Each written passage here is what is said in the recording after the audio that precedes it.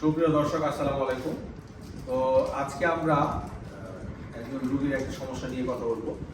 সেটা হলো এই যে দেখতে পাচ্ছেন এক্সরে, এই এক্সরে ডান দিক, এই ডান দিকে রোগীর নিচের অংশে পুঁজ হয়েছে, যেটাকে আমরা বলি এম্পাইমাথোরাসিস।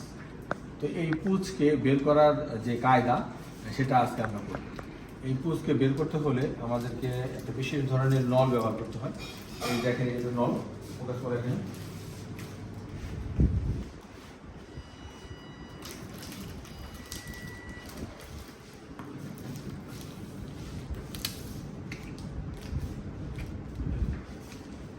এই দেখতে পাচ্ছেন নল, এটা 24 সাইজ নল। এই নলটা যদি আমরা দিই, ওখান থেকে পুঁজ এখানে বের হয় এবং এই পুঁজ বের হয়ে এসে কোথায় যাবে সেটা দেখা যাচ্ছে। এই যে একটা ব্যাগ আছে, এটা হলো ওয়াটার সিল ব্যাগ। এটা ওয়াটার সিল আমরা রেডি করে রেখেছি।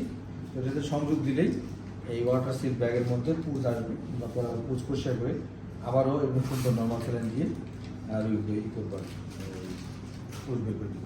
এবং যখন আমরা এই পুঁজ বুক থেকে বের করে দিব, তখন রুগীর এই যে লাংসের দেখতেছেন, এই যে বাম দিকটা এরকম কালো, ডান দিকে এরকম কালো হয়ে যাবে। যখন কালো হয়ে যাবে তখন রুগী আস্তে আস্তে সুস্থ হয়ে যাবে। তো ধন্যবাদ, আপনারা ছোট একটা প্রসিডিউর সম্পর্কে জানবেন।